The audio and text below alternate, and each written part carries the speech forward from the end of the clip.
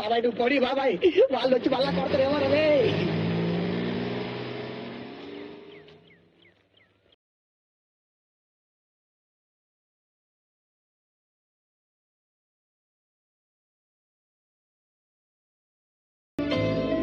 ఎవరు నువ్వు? ఎందుకు నన్ను ఇలా వేధిస్తున్నావు? Who are you? Who are you? Sir oil పడింది, స్లిప్ అవుతుంది, పక్కన నుండి వెళ్ళండి. సార్ ఆయిల్ పడింది, స్లిప్ అవుతుంది, పక్కన నుండి వెళ్ళండి. సార్